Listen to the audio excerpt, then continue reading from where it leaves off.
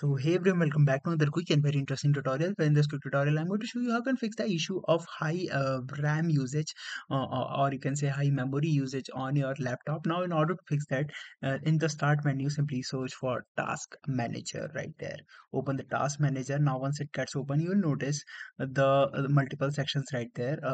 That is of CPU memory. Now click on this option of memory, and once you click that, you'll notice it is sorted in the memory usage order. Now you'll notice multiple software that are running in the background that is using the memory. You can easily check them. If you are not using them, you can easily double click or the right click over there, and you'll simply hit end task.